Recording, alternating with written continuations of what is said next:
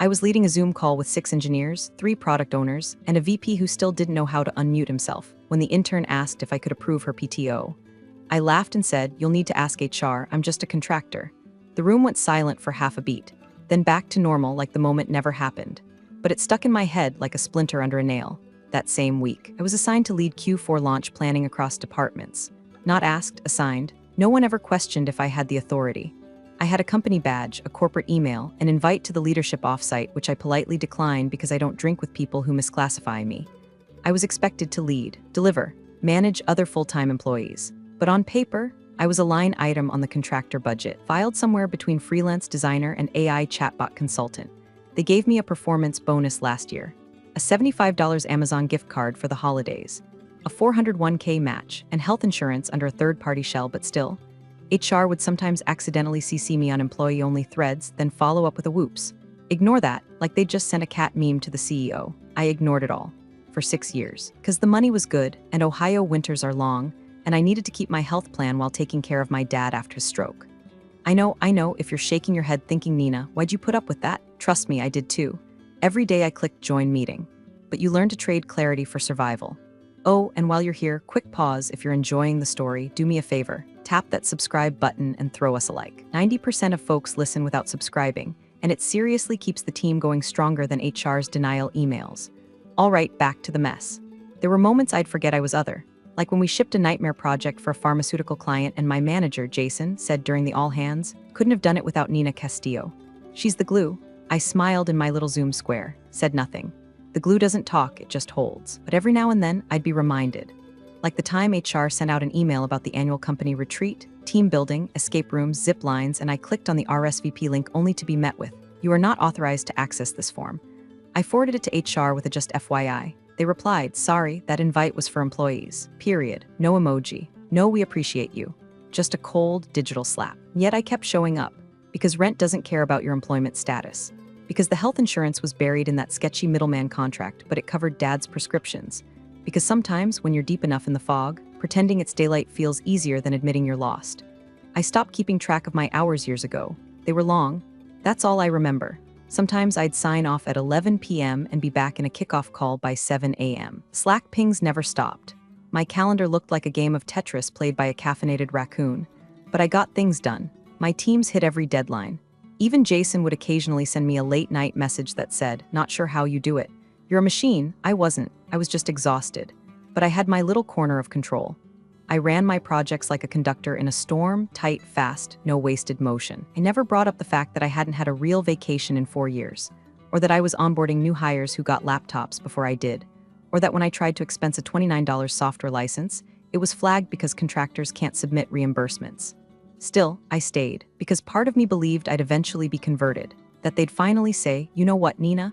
Let's make this official, that all my late nights, my leadership, my loyalty, it would count. That someone would notice. They did, just not the way I expected." The calendar invite said quick catch-up HR, which is corporate for your dignity ends here. I already knew. They always come smiling like clowns before a funeral. Marla, the HR director with teeth too white for a woman that dead inside, was already waiting in the conference room, flanked by a junior rep who looked like she'd rather be anywhere else. Probably thought she was shadowing a benefits call, not a hit job. "Nina, thank you for making time," Marla said, her voice coated in vanilla frosting and Botox sincerity. "I want to start by acknowledging your contributions. You've been instrumental, truly. But as you know, with budget realignment, we've had to make some tough decisions." I stared at the laminated conference room table. There was a faint coffee ring someone tried to wipe but didn't quite finish. Looked like a halo, maybe for my ghost. Marla continued, reading from a script like she was auditioning for an off-Broadway play called The Severance Monologues. "And unfortunately, today will be your final day with us. We're concluding the contract effective immediately. My contract. The fiction we all agreed to live inside, now weaponized to vanish me." I waited, then she said it, smiling like she was handing me a coupon for a free car wash. "And Nina, we're doing you a favor by not contesting your unemployment. Not all contractors get that grace." Favor. That word scraped against my spine like rusted wire. I smiled. The kind of smile you learn after years of pretending your soul doesn't have teeth. "That's very generous, thank you." Inside, something split. They handed me a manila envelope like it contained a blessing instead of the bureaucratic death certificate of 6 years of service. No goodbye lunch. No exit interview. Just the sweet stink of HR perfume and that junior rep silently chewing the inside of her cheek. "Do you have any questions?" Marla asked, stacking her papers like she had brunch plans. Oh, just one, I said, standing. Should I forward my performance reviews to unemployment, or are they also considered confidential? Her eyebrows twitched just barely. We'd prefer you not share internal documents, but do what feels right. What felt right? Leaving without flipping the table. That felt right, for now. The walk to the elevator was absurd. I passed coworkers who didn't know yet. My badge still worked. I got a "Hey Nina" from someone on finance. I waved back. The elevator opened. I stepped in. Alone. As the doors closed, I looked at my reflection in the brushed metal. I expected to feel grief, maybe relief. But all I saw was a woman who had been used and who had let it happen. In the parking garage, I sat in my car for 30 minutes, watching emails pile into my inbox. Termination confirmation, exit checklist, a feedback survey. They wanted feedback. I lit a stale breath mint from the glove box like it was a cigarette and sucked the bitterness through my teeth. I remembered Jason's voice 2 months ago. We're lucky to have you, Nina. I remembered onboarding 2 new hires last quarter, actual employees with less experience than my left pinky. I remembered Marla's email last year asking me to update the welcome kit because you know our process best. And I remembered what that lawyer friend of mine, Kendra, said over cocktails once. She worked for the state tax board. We joked about job titles. She said the moment a contractor starts getting benefits and reporting to a manager, that's a tax crime waiting to happen. That night, I pulled out my old onboarding packet, the one from 6 years ago. I'd kept it, out of habit or paranoia or both. It was labeled Independent Contractor Agreement, but stapled inside was a printed screenshot of the internal directory, my name listed under Project Leadership, right under Jason's. I flipped through old emails, found the one congratulating me on hitting Employee of the Quarter even though, I wasn't technically one. The 401k enrollment form, my health insurance plan confirmation, the Slack threads where I was called team lead, the annual review where I was rated a top performer. Favor, that's when it happened. A switch flipped, not like rage, more like clarity. The kind that shows up right before a thunderstorm and makes everything smell like metal and regret. They thought they were letting me go. What they'd done was let me off the leash. The first thing I did when I got home was pour a glass of wine, not because I needed to relax, because I needed something in my hand besides the urge to drive back and slap that smug favor off Marla's face. The second thing I did was open the hallway closet, dig through a box labeled Taxes 1822, and pull out the accordion folder I hadn't touched since Dad's last hospital stay. It was dusty, full of half-forgotten paper cuts, and buried between old receipts from Home Depot and an expired flu shot voucher was my onboarding packet. 6 years old, printed on cheap paper that curled at the corners like it was embarrassed to still exist. Independent Contractor Agreement, it read in bold at the top. But on page 3, right there next to my scrawled signature, was the section titled Optional Benefits Enrollment. It listed health insurance, dental, vision, and a 401k plan with matching contributions, all of which I had enrolled in, all of which I had received. That was the first crack. And I opened my laptop and searched org chart, and sure enough, there I was. Project Lead, Nina Castillo.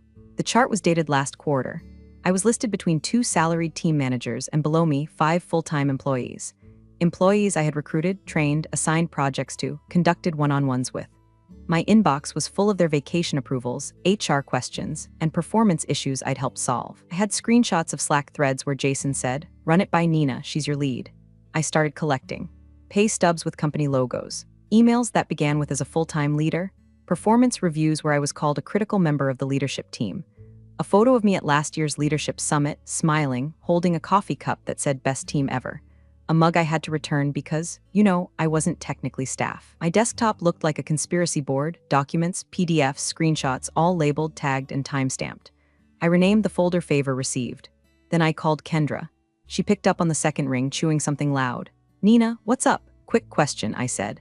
Hypothetically, what happens if a company gives a contractor full benefits, 401k matching, assigns them direct reports, includes them in org charts, and fires them claiming they were never actually an employee? There was silence on the line, followed by a long, slow chew. Hypothetically, she said, that's called willful misclassification. The IRS and state tax board don't like that. You're talking payroll tax evasion, benefit fraud, possible labor violations. Depending on how many people they've done this to, that's not a slap on the wrist. That's subpoenas and back taxes with a side of panic attacks. I let that sink in. And if they knowingly gave those benefits while keeping the contractor label? She whistled. That's called intent. Means it wasn't an accident. Means they chose the cheaper way and hoped no one call them on it. I didn't say anything. Just stared at the folder glowing on my desktop. "Nina," she said gently, "do you want me to walk you through how to file a whistleblower tip?" I shook my head. "Not yet. I'm just collecting," because I wasn't ready to burn the place down. Not yet, but I'd lit the match. That night, I couldn't sleep. I lay awake replaying every meeting where I'd been praised, every email where I was told I was essential, Every time I picked up someone else's slack to keep the project on track because I cared. I cared about the work, the people, the outcomes. They cared about budget lines. I thought about Marla's parting smile, that shiny HR script, and her performative decency as she shoved me into financial limbo and called it a favor. And I thought, no, not this time, not quietly. By morning, I had drafted a clean, detailed summary of my job duties, titles, benefits received, and reporting structure. No rage, no fluff, just facts. I didn't send it anywhere, not yet, but it was ready. And for the first time in years, I didn't feel like an imposter. I felt like leverage. Filing the form felt like tossing a penny into a black hole and hoping for a splash. The state tax board's anonymous tip portal looked like it hadn't been updated since Netscape. Grainy logo, a drop-down that asked nature of violation, with options like payroll and general concern. I selected payroll, uploaded a few PDFs, nothing too aggressive, just a taste, and typed up a clinical, polite message. I believe this company may be misclassifying full-time workers as independent contractors while offering benefits and assigning them managerial responsibilities. No names, no fire, just enough truth to get a pulse. I clicked submit, got a generic thank you for your submission screen and nothing else. No confirmation email, no tracking number, just a quiet vacuum where outrage goes to die. The next morning, I regretted it. Had I overreacted? Just read the rules? Maybe the benefits were technically legal under some clause. Maybe there was fine print I missed. Kendra had sounded certain, but lawyers always sound certain. That's their whole SH shtick. I opened the favor received folder again and scrolled through it like a scrapbook of betrayal. There were the screenshots, the bonus emails, the org charts, the 401k statement with the company match highlighted in pink. Still, doubt crept in like a draft through a cracked window. 2 weeks passed, then 3, radio silence. In that void, your brain starts running wild. I imagined some state employee with a bad haircut and 1,000 open cases just deleting mine, or worse, reading it and shrugging. I imagined my old HR director, Marla, sipping wine on a patio, chuckling over my name like it was a punchline at a compliance seminar. Then, LinkedIn kicked me in the teeth. Jason, the same manager who once said I was the glue holding this department together, posted a photo from a leadership happy hour. He was holding a beer, grinning under a banner that read Q1 Efficiencies Celebration. His caption, tough calls lead to leaner wins. Proud of the team for pushing through difficult restructuring to build a more agile org. More agile. That word again, like I was dead weight. A tumor cut from the body to make room for new growth. I clicked through the comments. Great leadership, way to make the hard decisions, cheers to smarter scaling, and then there it was, a photo I wasn't supposed to see. One of my old teammates had tagged me by mistake. A group selfie from the launch I spearheaded last year. My face was blurred like I wasn't even real, like I'd been ghosted right out of the company's history. I closed the app and stared at the wall. Maybe I had made it all bigger than it was. Maybe this was just how the game worked. Squeeze the juice out of people, toss the rind, and call it innovation. After all, I'd stayed. I'd agreed to the contractor label. I'd cashed every check. But then I thought about the time I helped that junior engineer when her mother died. I ran her tasks for 2 weeks without asking for credit. I thought about the Christmas when I delivered emergency laptops to 3 team members during a snowstorm because our ops guy had COVID and no one else stepped up. I thought about the midnight deploys, the weekend QA sessions, the wedding I missed because Jason said we couldn't delay the go-live. And I thought about how no one, not a single person, had called to check in. No text. No how are you doing? Not even a canned farewell email from HR. I'd taken everything I gave, then deleted me like a temp password. So I waited. I stopped refreshing my inbox. I stopped replaying conversations. I stopped doubting the knot in my gut that told me I wasn't crazy. I was just finally done pretending this was okay. I didn't submit anything else to the tax board. I didn't need to. I'd said what I came to say. Now I just watched and waited for the splash. The text came at 2:13 p.m. on a Wednesday, between an overdue bill notification and a discount code for almond milk I didn't ask for. Brandon Work. Hey, did you get a weird call from a state investigator? I stared at the screen. Weird call, state investigator. My pulse didn't spike, it didn't even flinch. Just a quiet, bone-deep stillness, like hearing a far-off rumble and knowing it's thunder and not a truck. I typed back, not yet. Why? He replied with a screenshot of a voicemail transcript. Something about employment status clarification and document verification. The number traced back to a state compliance office. I didn't respond. Instead, I opened a new tab and logged into LinkedIn. First thing I noticed, Jenna, the HR assistant who used to bungle calendar invites and once called me department glue in a team card, had updated her job title to seeking new opportunities. No announcement, no post, just a silent little edit made in the middle of the day. Second thing I noticed, 2 ex-contractors I vaguely remembered from the marketing side were suddenly active again, liking posts from labor law nonprofits and resharing articles with titles like Worker Misclassification, a time bomb for employers. The system had started grinding, not loudly, not yet, but I could hear the early gears chewing through paper, legality, and the smell of corporate cologne. 2 days later, I got the email. It came from a generic address, state inquiries at xxxxgov, with a polite subject line, follow up regarding submitted inquiry. The body was just as measured. Dear submitter, we are following up regarding your recent submission to the State Tax Board.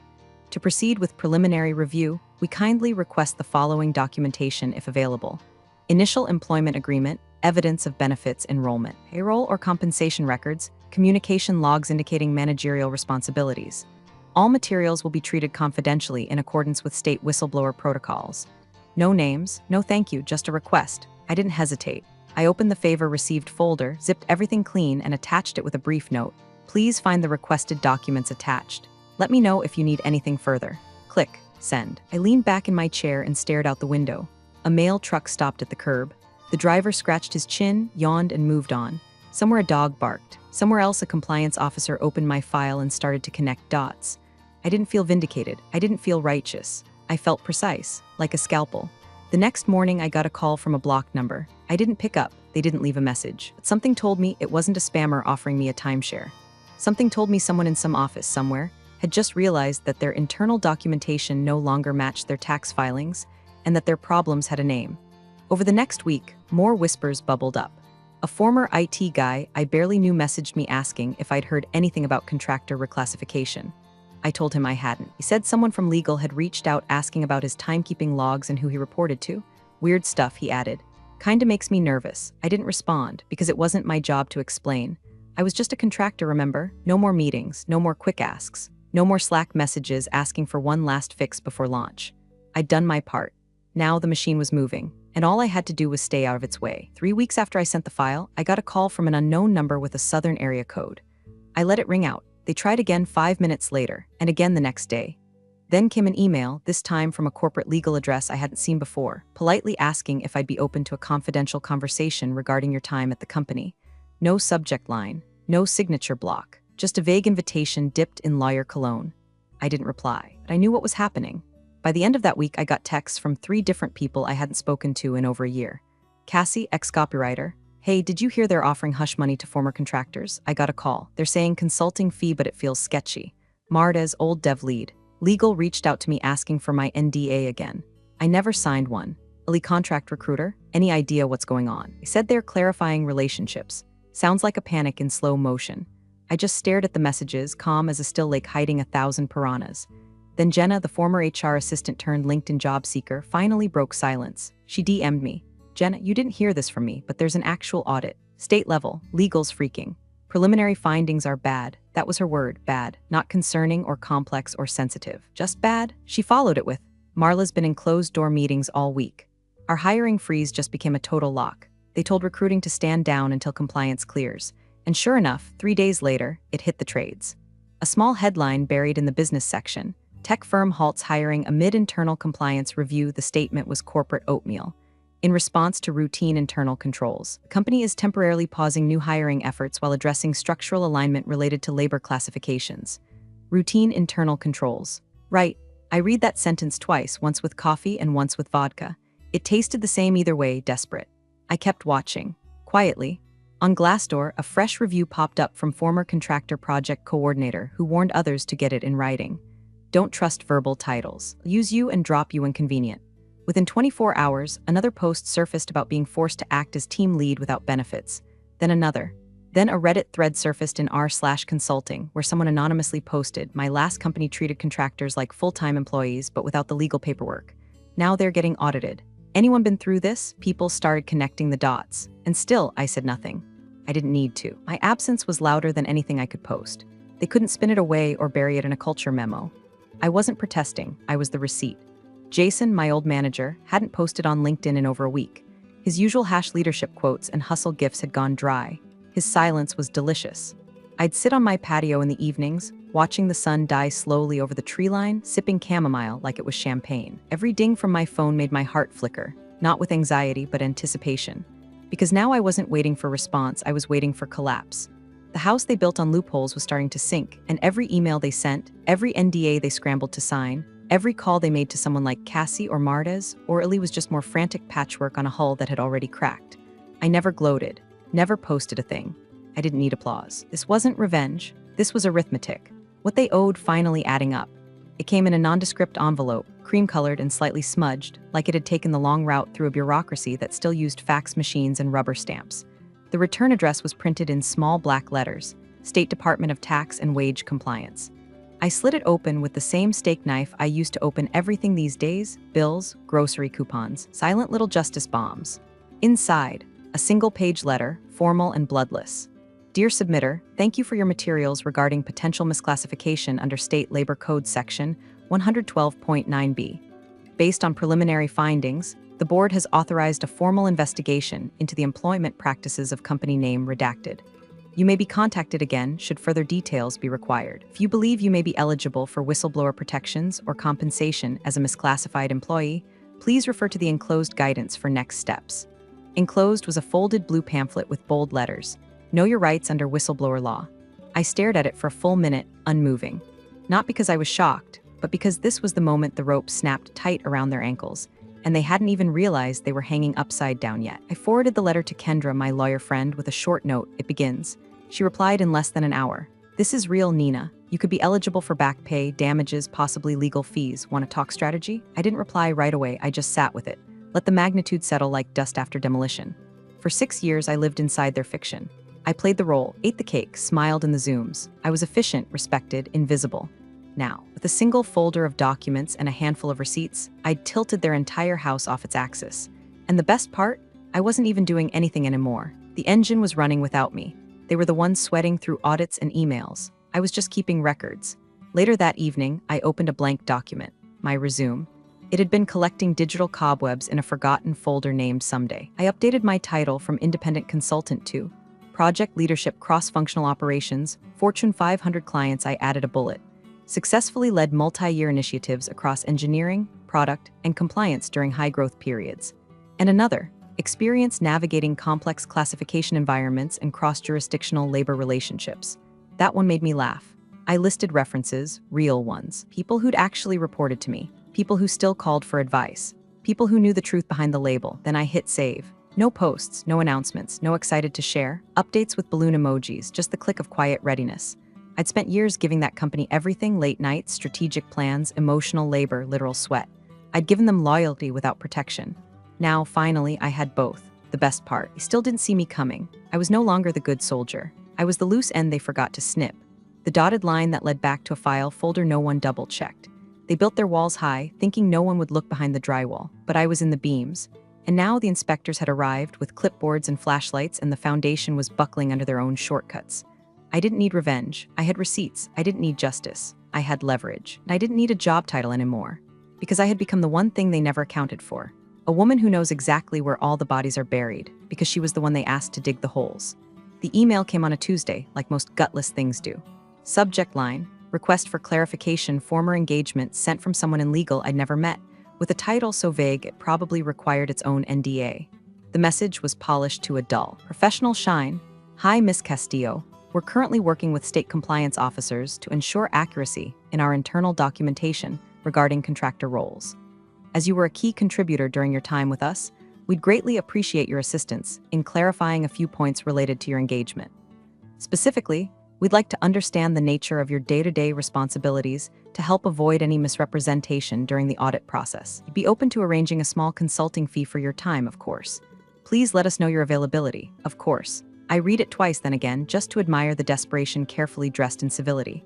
Clarify your role, avoid misrepresentation, small consulting fee. They didn't even have the spine to call it what it was: damage control. They weren't just asking for my help, they were trying to buy my silence in case I ended up deposed or subpoenaed. The irony? The more they said, the deeper they buried themselves. Every word was an admission that they knew I hadn't been just a contractor. They were trying to retroactively twist my reality into their narrative, to backdate the truth like an old invoice they didn't want on the books. I clicked reply, took a breath, and typed, "Hi, I'd love to help, but as a contractor, that kind of administrative clarity work wasn't part of my scope. Hope the documents speak for themselves. Best, Nina." No signature, no phone number, no winks, no threats, no subtext. I hit send. I leaned back and let the silence settle in. It wasn't a power move, it was a mirror. I held it up and let them stare into it, because nothing cuts like being politely reminded of your own lies. They wanted me to mop up the mess they made with the title they used to underpay me. They wanted me to pretend I hadn't seen what I'd seen. that I hadn't trained managers, led launches, sat in strategic planning sessions, and signed off on timelines they didn't even understand. But they'd put me in the basement and handed me the blueprints. Now they were surprised I remembered how the walls were built. A few days later, I got another message. Shorter this time, we understand. Thank you for your time, no consulting fee, no follow-up. I imagined their meetings, the sweaty conference calls, the whiteboard scribbles, hushed internal memos with my name underlined. I pictured Marla pinching the bridge of her nose while legal asked whether anyone had a copy of my responsibilities in writing. Spoiler, they didn't, because HR doesn't write down what it wants to forget. Meanwhile, I updated nothing, posted nothing, said nothing. But I knew they knew now, knew who I really was. Not just a name on a spreadsheet, not a redacted line on a terminated contract, but the fulcrum they never noticed until the weight collapsed. And the best part? I hadn't raised my voice, not once. The headline hit at 9:07 a.m. Pacific time, but the shockwaves started long before that. State levies $2.5 million penalty against tech firm for contractor misclassification. Class action suit filed by former workers beneath it. A subheading that read like the closing argument of a trial I never attended. Whistleblower documentation exposes pattern of willful misclassification spanning 6 years. I read it twice then again, just to savor the sentence structure. It had that rare balance of fact and consequence, clinical, clean, and fatal. The way all good autopsies are written. Inside the article, the state had concluded their audit. More than 30 individuals had been misclassified. Benefits had been given without proper employee classification, violating multiple sections of labor code and tax law. HR's internal labeling system had been deemed intentionally misleading. A class action suit had been filed within hours of the state's ruling. And there, buried halfway through the third paragraph, in the language of bureaucratic bullets and court-friendly euphemisms, it said, the investigation was triggered by a detailed submission provided by a former contract project lead whose documentation of internal structures, benefit enrollment, and managerial roles proved pivotal in the board's decision to pursue penalties. No name, just a ghost in the machine, but everyone inside that company knew exactly who it was. That same morning, a statement from the company's CEO went live on their LinkedIn. We take compliance matters seriously. We are reviewing internal policies and have placed HR leadership on administrative leave pending the outcome of our own investigation. Translation, Marla's gone, and they just lit their own office on fire trying to keep the curtains clean. I didn't celebrate, I didn't pour champagne, I didn't tweet some poetic clapback about justice or karma or finding your voice. I was already somewhere else. The beach wasn't even that fancy, public, unassuming, the kind of spot where locals bring folding chairs and homemade iced tea in plastic jugs. My feet were in the sand. My phone was at 12%. The sun was slicing the sky like it was trying to apologize for the last 6 years. I refreshed the headline one more time, just to make sure it was real. Still there, still beautiful. Then I opened my camera app, took a photo of the ocean, and set it as my new home screen. I didn't want to forget the moment. Not because of the downfall, but because of the quiet that followed. The kind of quiet that comes after a long, hard rain, when the roof didn't cave in because you finally stopped patching holes and walked away. A little girl ran past with a kite. A man coughed nearby. Seagulls bickered over something that looked like an old French fry. I looked at the screen again, at the headline, at my reflection in the glass, at the version of myself I'd carried through that entire mess, silent, calculating, patient, underpaid, underestimated, and now finally unbothered. And I said it out loud just once, to no one in particular. Best $2,500 favor I've ever received. Then I tossed the phone into my bag, leaned back in my chair, and let the world spin without me. You're the real MVPs of the office jungle. Thanks for watching. Smash that subscribe button, or the coffee pot might just forget your next brew.